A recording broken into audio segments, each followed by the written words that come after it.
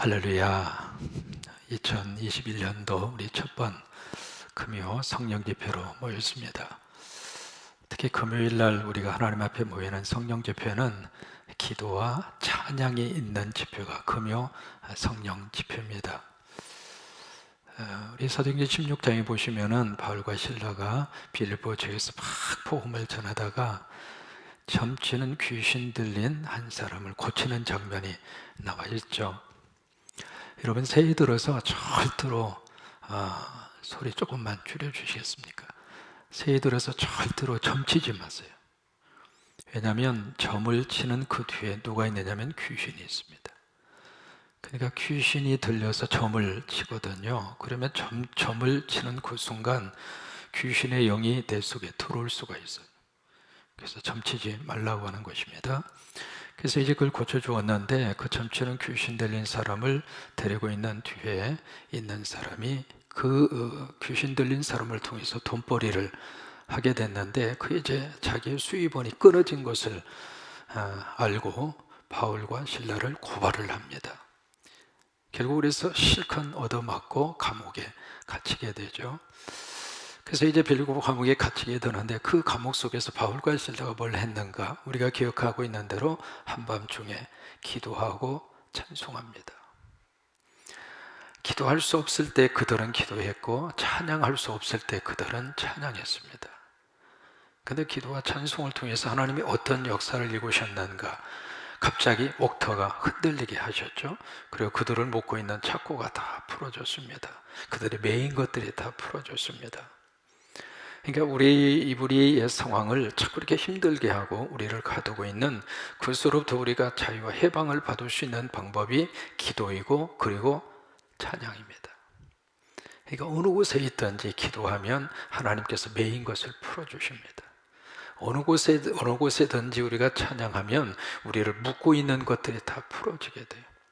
그래서 이 한 해를 사는 동안 힘든 일이 있을 때마다 금요 집회에 오셔서 오늘은 여러분 집에서 이렇게 유튜브로 금요 성령 집회를 참여하고 있습니다만은 하나님께서 꼭 함께 하셔서 여러분을 묶고 있는 것들이 다 풀어지기를 바라고 우리를 힘들게 하는 것들이 예수 그리스도의 이름으로 다 풀어지는 놀라운 역사가 금요 성령 집회마다 있게 되기를 주의 이름으로 축원합니다. 우리가 요한 지금 1서를 함께 보고 있습니다. 대략 보면 자녀들이 이름을 지어줄 때 영어 이름 가운데 가장 많이 자녀들에게 영어 이름을 지어주는 이름이 요한입니다. 그 다음에 이제 가장 많이 이름을 지어주는 이름이 폴, 바울이죠. 그리고 피터, 베드로 이제 그런 순서로 쭉 나가는데 영어 이름 가운데 가장 많이 자녀들에게 지어주는 이름 중에 첫 번째가 요한입니다. 왜 요한이라는 이름을 그렇게 부모님들이 자녀들에게 많이 지어줄까? 두 가지의 의미가 있습니다. 첫째는 보험서에 보시면은요, 예수님이 가장 사랑한 제자가 요한입니다. 그래서 요한이라고 하는 이름을 그렇게 붙여주고 있고, 두 번째는 사도들 가운데 요한이 가장 장수를 합니다. 몇 살까지 살았느냐면 94세까지 살았습니다. 그래서 이제 두 가지 이유 때문에 우리 자녀가 예수님의 사랑을 받았으면 좋겠다. 그런 마음으로 요한이라고 하는 이름을 붙여주고 우리 자녀가 예수님 안에서 오래 장수했으면 좋겠다. 그런 부모님들의 마음에 소원을 담아서 자녀들의 이름을 요한이라 그렇게 이름을 붙여줍니다. 이게 이제 요한이라고 하는 이름이 영어식으로 말하면 존이고요. 발음 자체가 각 언어마다 약간씩 이렇게 다르게 되는데 영어식 표현은 존이라고 하는 말로 표현을 하고 독일 말로는 요하네스라고 하는 말로 표현을 합니다. 이게 요한이라고 하는 말이 스페인어로 가면 스페인 쪽으로 가면 후안이 됩니다. 후안, 그래서 후안 카를로스라고 하는 유명한 목회자가 계시죠. 그 후안이라고 하는 이름이 요한입니다. 존이라고 하는 뜻이에요. 이게 이제 프랑스로 건너가시면 불란서로는 장이라고 하는 말로 번역이 됩니다. 폴 뭐 그런 이야기 하잖아요. 그 장이라고 하는 말이 요한이라고 하는 뜻입니다. 이게 러시아로 가면은 요한을 이반이라고 합니다. 그래서 러시아 말에 이반이라고 하는 말은 모두가 다 요한이라고 하는 뜻을 가지고 있습니다. 이 요한은 바로 예수님과 혈연적인 관계를 가지고 있는데 이종 사촌입니다. 요한의 어머니가 살로메죠. 이 살로메가 예수님의 어머니 마리아의 동생입니다. 그래서 예수님과 이 요한은 이종 사촌 지간이죠. 이 요한은 5권의 귀한 성경을 우리에게 남겨줍니다. 첫째가 요한복음서를 남기게 됐고, 그 다음에 서신서 3권을 남겨주고 있는데 요한 1서, 2서, 3서라고 하는 서신서를 남겼고, 그 다음에 세 번째로 우리가 기억하고 있는 대로 요한 복시록을 남깁니다. 그러니까 사도 바울 다음으로 가장 많은 성경을 쓴 사람이 요한입니다. 5권을 우리에게 써서 남겨주었으니까요. 그래서 첫 번째로 이제 요한 복음서를 보면 이 복음서 속에서 요한을 통해서 우리가 다루고 있는 것은 말 그대로 복음이죠. 복음을 여기서 이제 다루고 있고, 결국 복음은 결국 예수 그리스도죠. 그래서 요한 복음서를 통해서 요한은 예수 그리스도가 누구인가, 우리가 무엇을 믿어야 할 것인가, 이제 그 부분을 다루고 있는 것이 요한 복음서라고 하는 성경입니다. 그 다음에 두 번째로 이 서신서는 바로 교회에게 준 편지입니다. 그러니까 교회에게, 성도들에게 준 그런 편지, 그것이 바로 서신서라고 하는 성경이고, 세 번째는 묵시록이라고 하는 것은 바로 종말을 다루고 있죠. 이 종말은 미래에 대한 부분입니다. 그래서 앞으로 역사가 어떻게 흘러갈 것인가, 이 세계의 미래가 어떻게 흘러갈 것인가, 이제 거기에 대한 부분을 다루고 있는 것이 바로 묵시록, 바로 계시록이라고 하는 성경입니다. 오늘 여기서 요한 우리가 1서를 같이 지금 보고 있는데요. 이 요한 1서는 결국 이제 사도 요한을 통해서 누구에게 보냈느냐면 그 당시에 소아시아에 흩어져 있는 교회. 소아시아라고 하는 것은 지중해를 중심으로 거기에 쭉 흩어져 있었던 교회. 원래는 요한이 그 교회를 쭉 순회를 다니면서 목회를 했거든요. 목회를 했는데 이제 요한이 나이가 많아요. 그래서 더 이상 순회할 수 있는 그런 형편이 되지 못해서, 그래서 이제 요한이 마지막에 이 성도들에게, 이 교회에 있는 성도들에게 편지 형태로 보내는 것이 요한 1서, 2서, 3서라고 하는 서신서입니다. 그러면 편지를 받는 이 수신자가 있잖아요. 누가 이 편지를 받았는가? 어떻게 표현하고 있느냐면 자녀들이라고 그렇게 표현을 하고 있습니다. 나의 자녀들아. 그러니까 그 자녀들이 편지를 받고 있는 바로 수신자라, 그렇게 볼 수 있는데, 또 여기 자녀라고 하는 말을 다른 쪽에서는 아이들아 라고 하는 말로 그렇게 수신자들을 부르기도 합니다. 그럼 왜 이렇게 자녀들아, 아이들아 이렇게 부르고 있을까? 이유가 있습니다. 왜냐하면 요한의 입장으로서는 지금 나이가 많죠. 그런 의미도 있겠지만 또 하나, 지금 편지를 받고 있는 이 소아시아 지역의 성도들이 신앙생활한 지가 얼마 되지 않았어요. 그러니까 사실 영적으로 보면 이제 새 출발하고 있는 영적인 아이들이라 그 말이죠. 그런 관점에서 요한이 자녀들아, 아이들아 그렇게 부르면서 이 편지를 쓰고 있습니다. 특히 요한 1서를 두 가지로 설명을 합니다. 첫째로 사랑의 편지라. 그래서 요한 1서에 보시면은 사랑이라고 하는 말이 30번 나옵니다. 아주 짧은 성경이잖아요. 5장밖에 기록하지 않는 짧은 성경인데 그 성경 속에 사랑이라고 하는 단어를 30번 나옵니다. 계속 이 요한 1서 속에 요한은 그들에게 사랑이라고 하는 단어를 계속해서 그들에게 언급하고 있고, 사랑이라고 하는 메시지를 그들에게 담아주고 있는 거예요. 요한 2서에 보시면은 사랑이라고 하는 말이 4번 나오고요. 요한 3서에 가도 5번 나옵니다.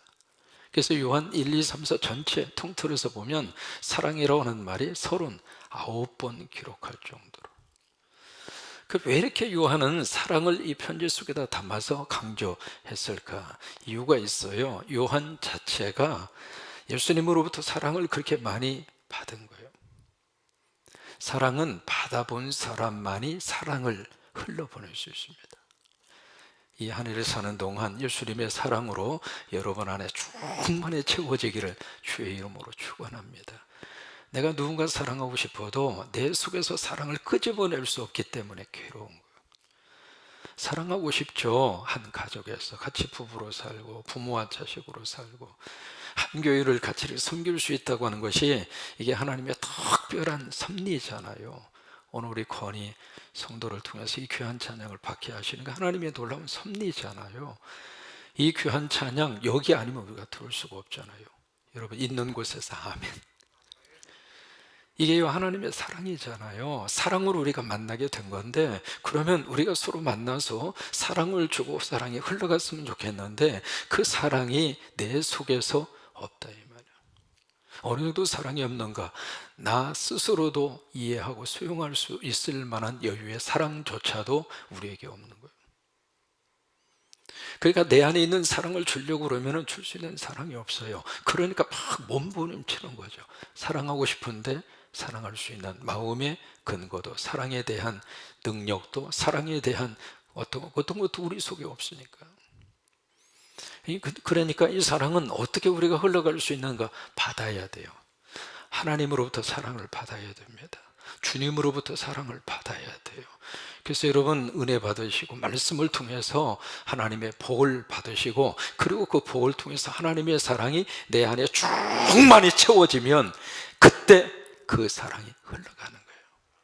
그래서 성경에 충만이라고 하는 단어를 많이 쓰는 이유가 있습니다. 이 충만은요, 내 스스로가 채워져 가는 것을 충만이라 그렇게 말을 하지 않습니다. 외부로부터 나에게 흘러오는 것이 충만해요. 근데 이 충만은 내 어떤 불량만과 꽉 차 있는 상태가 충만이 아닙니다. 이 충만은 차고도 넘치는 상태, 그게 충만이거든요. 요한은 사랑으로 충만한 경험을 했던 사람이에요. 그렇기 때문에 사랑이 흘러간 거예요. 그래서 성도들을 만날 때마다 사랑으로 또 이야기하고 사랑으로 또 이야기하고, 그래서 요한 1, 2, 3서를 가리켜서 사랑의 편지라라고 하는 그런 별명을 붙이고, 두 번째로 요한 1, 2, 3서를 가리켜서 진리의 편지라라고 하는 그런 별명을 붙입니다. 왜냐하면 이 말씀의 배경 속에 바로 뭐가 있냐면 이단이 있습니다. 우리가 베드로 전후서를 통해서도 이단 문제가 초대교회 안에 굉장히 심각했습니다. 우리가 지금 신천지라든지 여러 가지 많은 이단들을 그것 때문에 각 교회와 성도들이 골머리를 앓고 있습니다만은, 초대교회 시절부터 이단 문제가 교회 안에 너무나 악 영향을 미쳤고, 그때는 이제 막 시작하는 단계잖아요. 이제 막 싹이 터오르기 시작하는 그런 단계인데, 이단 사상이 들어와서 성도들을 이상한 모습으로 막 유혹을 하고, 그리고 잘못된 교리들이 들어와서 성도들을 혼란을 시키고, 그래서 이제 요한도 마찬가지거든요. 이 교회 안에 들어와 있는 이단들, 거기에 대해서 철저하게 말씀으로 다 보장하도록. 베드로 같은 경우에 있어서는 그래서 지식이라고 하는 말을 많이 쓴 겁니다. 근데 요한은 어떻게 그들에게 이단에 대처해서 어떤 말씀을 주시냐면 진리라고 하는 단어를 많이 쓰고 있습니다. 그래서 요한 1, 2, 3세를 가리켜서 진리의 편지라고 하는 말을 붙이는 이유가 바로 그겁니다. 오늘 성경에 두 가지를 말씀을 하세요. 두 가지가 아주 극렬하게 대조를 이루고 있습니다. 첫째로 계명에 대한 말씀을 주시고 있는데, 계명을 옛 계명과 그 다음에 새 계명으로 두 가지를 말씀을 하세요. 그러면 이 옛 계명과 새 계명이 무엇을 말하고 있을까? 여기서 좀 이해를 하셔야 될 필요가 있는데, 계명은 똑같은 계명이거든요. 그러면 왜 옛 계명, 새 계명이라고 그렇게 구별을 했을까? 이게 이 옛 계명이라고 하는 것은 바로 구약 성경을 통해서 우리에게 주신 계명을 옛 계명이라 그렇게 말씀을 하고 있고, 그 다음에 새 계명이라고 하는 것은 예수님을 통해서 구체화되고 완성된 계명, 그래서 이제 새 계명이라고 하는 말을 쓰고 있는데, 이 계명은 구체적으로 뭐냐면 십계명을 말합니다. 십계명. 성경의 모든 계명의 출발은 바로 십계명이에요. 신의 산에서 모세를 통해서 하나님이 우리에게 주신 그 계명. 그러니까 이 십계명은 지금 이제 수천 년의 역사가 흘러갔습니다만은 아직도 이 계명의 가장 중요한 본질과 핵심은 십계명이에요. 지금도 하나님의 거룩한 나라의 백성들의 윤리와 도덕의 기준은 십계명입니다. 어느 나라든지 십계명이 무너지지 않으면 그 나라는 붕괴되지 않습니다. 근데 만약에 십계명이 무너지잖아요. 그러면 그 나라는 붕괴됩니다. 가장 중요한 하나님의 말씀의 계명이 바로 십계명이거든요. 십계명은 바로 사람이 쓴 게 아니잖아요. 하나님께서 직접 돌판에 쓰셔서 모세를 통해서 우리에게 주신, 하나님의 친필로 써서 우리에게 주신 유일한 계명이 십계명입니다. 근데 이 계명이 구약 성경에서 주셨을 때의 그 계명이 바로 옛 계명이라. 그 다음에 예수님을 통해서 우리에게 새로운 계명으로 주시는데, 바로 옛 계명에 대한 예수님의 해석이 마태복음 22장입니다.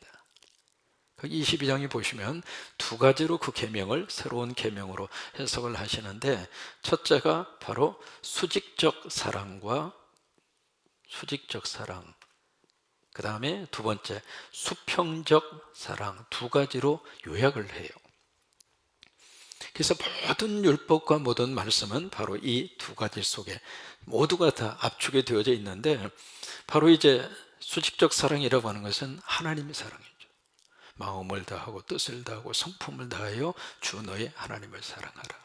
이것이 십계명의 가장 중요한 첫 번째에서 네 번째까지 이게 수직적인 사랑이거든요. 하나님과의 관계 속에서의 사랑이고, 그 다음에 다섯 번째에서 마지막 열 번째까지가 바로 수평적 사랑입니다. 바로 이웃을 내 몸과 같이 사랑하라. 그러면 이 계명이 가지고 있는 가장 중요한 핵심적인 내용이 바로 무엇으로 요약이 되느냐면 사랑으로 요약이 됩니다. 사랑으로. 그러면서 이 사랑에 대한 문제를 요한이 우리에게 여기서 이제 또 하나 두 가지로 말씀을 하십니다. 뭐냐면 사랑과 미움이 있고요, 그 다음에 빛과 뭐가 있느냐면 어둠이 있습니다. 이 두 가지를 같이 지금 비교해서 말씀을 하고 있는 거거든요.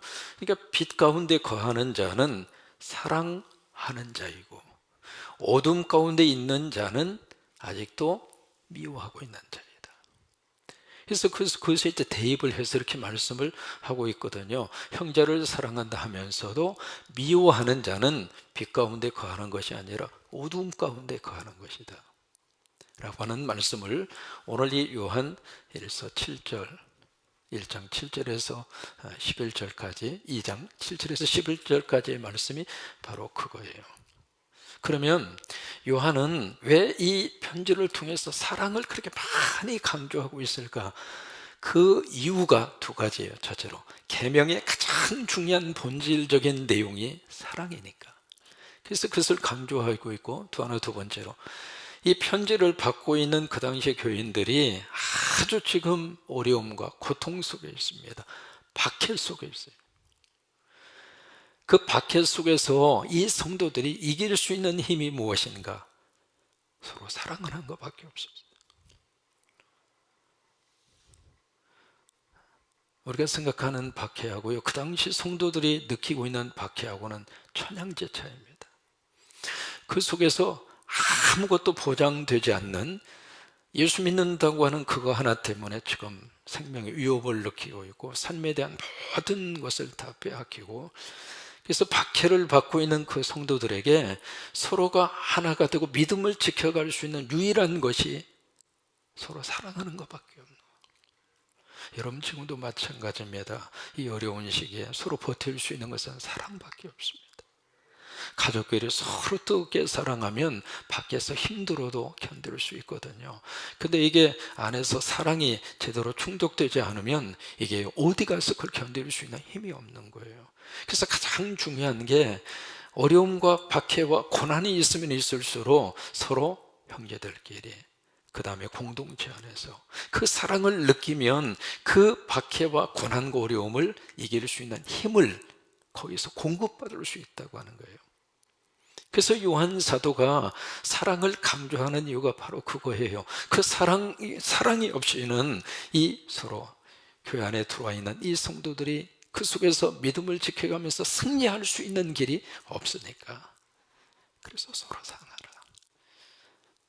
사랑하는 자만이 하나님 안에 거하고 사랑하는 자만이 빛 가운데 거하고 있는 자이고, 만약에 너희들을 사랑하지 않고 미워하고 있다면 아직도 너희들은 어둠 가운데 있는 자이다. 심지어 3장으로 가서 보시면 살인하는 자라고 하는 표현까지 쓰고 있습니다. 그 정도로 사랑을 강조하는 이유가 힘든 그들의 삶을 버티고 이겨낼 수 있는 힘이 서로 사랑하는 것. 위로는 하나님을 사랑하고 옆으로는 형제를 사랑하고, 그것 위에는 그걸 버틸 수 있는 힘이 없기 때문에 요한은 사랑에 대한 메시지를 그렇게 강조를 하고 있습니다. 렘브란트라고 하는 목사님이 계세요. 루마니아 공산 지하에서 예수 믿는다고 하는 사실 하나 때문에 14년 동안을 감옥에서 억울하게 감옥살이를 합니다. 그 유명한 렘브란트 목사님, 이분이 14년 동안 감옥살이를 하는데, 감옥에 이제 들어가서 보니까 같은 처지에 있는 많은 형제들이 감옥에 들어와서 그냥 고통을 당하고 그냥 핍박을 당하고, 그래서 이제 같이 이렇게 모여 있는데 그 감옥에서 그 상황 속에서 렘브란트 목사님을 중심으로 거기 있는 성도들이 같이 거기서 예배를 드려요. 그 속에서 예배를 드린다고 하는 것은 도저히 어렵지 않아요. 그런데 그런 속에서도 예배를 중단하지 않았어요. 여러분, 이 상황 속에서 어떤 일이 있어도 유튜브를 통해서 예배를 중단하지 마세요. 그래서 예배를 중단 안 하고 감옥에서 이렇게 예배를 드리는데, 그 사람들이 이제 겨우 먹는 것이 마른 빵 조각하고 물하고, 그게 유일하게 먹는 식량인데, 예배 드리면서 그 가운데 11조를 떼는 거예요. 11조를 떼서 매를 맞고, 그리고 고문을 당하고 들어오는 형제에게 그 양식을 주는 거예요. 그게 그 감옥에서 믿음을 지킬 수 있는 힘이 된 거예요. 그 사랑으로 그 어려움을 극복할 수 있는 에너지를 공급받은 거예요. 바로 요한 사도의 그 시절도 마찬가지였습니다. 사랑하라, 너희가 서로 사랑하라. 그 사랑을 통해서 외부에서 오는 박해, 그리고 성도들의 그 고통, 어려움을 극복할 수 있는 힘을 거기서 얻게 된 거예요. 미국의 예방의학자 가운데 피터 한스라고 하는 분이 계십니다. 그분이 우리가 병이 나서 치료받는 것도 중요하지만 더 우리가 신경 쓰는 게 예방이잖아요. 병이 안 걸려야 축복이잖아요. 그래서 그 예방의학이라고 하는 그 분야에 상당히 많은 놀라운 업적을 이룬 분인데, 그 피터 한스라고 하는 사람이 우리가 예방의학적으로 우리가 필요한 것이 몇 가지 있다, 우리가 이제 이렇게 잘 알고 있는 그런 내용들입니다. 음식에 대한 문제, 그 다음 운동에 대한 문제, 뭐 여러 가지 쭉 이제 이야기하는데, 그 중에 몇 가지를 쭉 나열을 한 다음에 이 모든 것들은 건강한 삶을 살기 위한 예방적 차원에서 50%밖에는 차지하지 않습니다. 그럼 나머지 50%가 무엇인가? 그것이 사랑이라고 그랬어요. 그러니까 사랑을 느끼고 사랑을 하는 사람은 이게 예방의학적으로 봤을 때 질병을 예방한다는 거예요. 그러니까 피터 한스는 그렇게 이야기합니다. 사랑이라고 하는 것은 바로 감정적인 차원이 아니라 건강의 문제라고 하는 거예요. 그러니까 사랑을 충분히 받고 사랑하는 사람은 건강해요. 여러분, 금년 한 해 건강하게 사시기 위해서 더 많이 사랑하시고 하나님의 사랑도 많이 받으시고, 그 사랑으로 내 가족도 사랑하고 내 자녀도 사랑하고 내 이웃도 사랑하고, 그러니까 이 사랑에 대한 이것이 채워지면 채워질수록 우리가 건강하게 살아요. 영적으로도 건강하고 그 다음에 육체적으로도 건강하고. 그래서 이 사랑이 두 가지라고 그랬잖아요. 수직적인 사랑, 수평적인 사랑. 이 수직적인 사랑을 다른 말로 말하면 하늘의 사랑입니다. 그리고 수평적인 사랑은 다른 말로 말하면 땅의 사랑이죠. 근데 이게 어느 것이 먼저여야 하는가? 이게 먼저입니다. 수직적인 사랑이 먼저 딱 되어져 있어야 돼요. 하나님과의 관계에서의 사랑이 제대로 딱 성립이 되어져 있을 때, 그때 땅의 사랑, 수평적인 사랑도 원만하게 잘 이루어질 수 있는 거예요. 1960년도에 미국의 대표적인 여자 배우 두 사람이 있었습니다. 첫째가 마릴린 먼로이고 두 번째가 에반스라고 하는 사람이에요. 이 두 여자 배우가 1960년대 미국뿐만이 아닙니다. 전 세계 모든 남성들의 마음을 설레게 했던 두 대표적인 여자 배우. 그중 여러분이 익히 아시는 마릴린 먼로라고 하는 사람, 육체파죠. 이 마릴린 먼로가 한번 엉덩이를 흔들면 전 세계 남성들의 가슴이 울렁거릴 정도. 존 F 케네디라고 하는 대통령 여러분 기억하시죠? 그분 앞에서 말하는 먼로가 아주 감성적인, 그리고 아주 그냥 간드러지를 건 목소리로 존 F 케네디 그분 대통령 생일 때 마릴린 먼로가 그 케네디 앞에서 해피 버스데이 투 유를 불러줬어요. 그 축하 노래를 받은 이 케네디가 뭐라고 그랬느냐면, 나는 오늘 대통령직 그만두어도 행복하다고. 그 정도로 마릴린 먼로에게 푹 빠질 정도로 전 세계 사람들이 인기를 가지고 있었고요, 전 세계 사람들로부터 엄청난 팬 네트워크가 막 수북이 쌓일 정도로 어떤 의미에서 모든 것을 다 갖춘 사람이 마릴린 먼로잖아요. 그러면 이 사람이 끝까지 행복했는가? 우리가 기억하고 있는 대로 그렇지 않았어요. 스스로 수면제를 먹고 마릴린 먼로는 자살을 합니다. 이게 땅의 사랑만 가지고서는 인간이 행복할 수 없는 거예요. 그러니까 땅의 사랑도 우리에게 필요하지만은 또 하나 하늘의 사랑이 우리에게 주어지는. 근데 그런 의미에서 두 번째 에반스라고 하는 이 배우가 있는데요, 이 배우도 마릴린 먼로 못지않게 굉장히 인기를 얻고 있는 그 순간, 결정적인 순간에 그분이 은퇴를 선언합니다. 은퇴를 선언하면서 거기 기자들 앞에서 그렇게 고백을 해요. 나는 지금 사랑에 빠졌습니다. 그러니까 거기 있는 기자들이 도대체 저 여자 배우의 마음을 훔쳐간 남자가 누구냐고 막 질문을 하죠. 누구에게 사랑에 빠졌느냐고. 에반스가 그럽니다. 나는 사랑에 빠졌습니다. 내가 그분을 사랑하는 것이 아니라 그분이 나를 사랑을 해주셨습니다. 나는 그분의 사랑에 지금 푹 잠겨서 사랑 속에서 내가 지금 살고 있습니다. 그러면서 이제 이야기하니까 그 기자회견장에 있었던 기자들이 더 궁금하잖아요. 도대체 누구냐고. 그 사람 빨리 이름을 좀 대라고. 그러니까 이 에반스가 나중에 그렇게 이야기하죠. 그분은 예수 그리스도입니다. 그러니까 그 여자 배우는 땅의 사랑도 중요했지만은 더 중요한 것은 하늘의 사랑이었어요. 하나님과의 사랑이에요. 그리고 그분이 은퇴하고 나서 신학을 합니다. 신학을 하고 아프리카에 가서 7년 동안 선교사 생활을 합니다. 그러다 이분이 이제 돌아왔거든요. 미국에 돌아와서 그때 빌게란 목사님이 그 여자 배우에게 그렇게 물었습니다. 당신은 화려한 헐리우드를 뒤로하고 아프리카 오지에 가서 선교사로 있는 그 세월을 후회하지 않느냐고. 에반스가 뭐라고 하는 줄 알아요? 후회요? 나는 절대로 후회하지 않습니다. 그분의 사랑에 내 삶을 이렇게 행복하게 해줄 줄은 몰랐습니다. 그래요. 하나님과의 깊은 사랑, 이 사랑 속에 우리가 깊이 빠져서 이 한 해를 사는 동안 그런 은혜와 축복이 넘치기를 주의 이름으로 축원합니다. 네, 정리합니다. 요한은 세 권의 크게 복음서와 서신서 그리고 묵시록을 남기죠. 그 가운데 이 서신서는 특별히 교회 현장에 있는 성도들에게 주고 있는 편지입니다. 내용은 사랑이었습니다. 왜 사랑을 그렇게 강조했는가? 그 당시 성도들이 너무 힘든 속에 있으니까. 고난과 박해와 핍박 속에서 그것을 견디고 이길 수 있는 힘은 성도들 사이에서의 사랑, 하나님과의 뜨거운 그 사랑, 그것 위에는 그걸 견딜 수 있는 힘이 없기 때문에 요한은 그들에게 사랑을 강조합니다.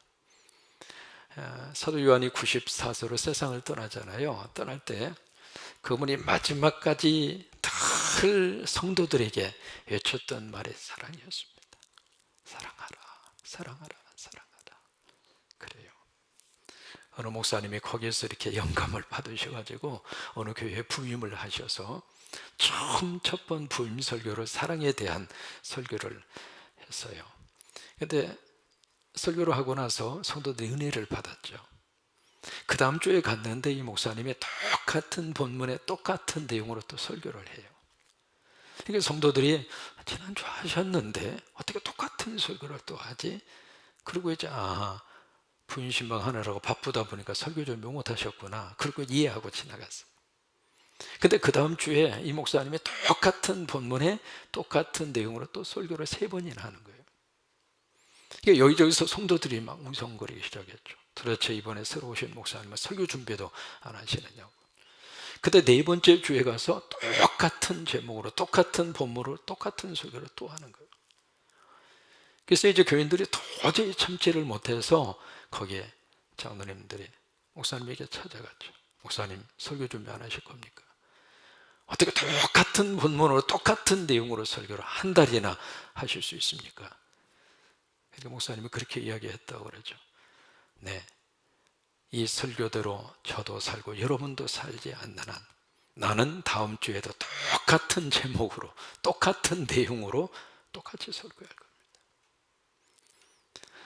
물론 그 목사님도 조금 지나치긴 했습니다만은, 우리가 사랑에 대한 메시지는 우리가 듣고 또 설교를 하면서 우리 가슴 속에 한번 물어봐야 할 그런 설교입니다. 이것을 한번 하고 끝날 문제인가?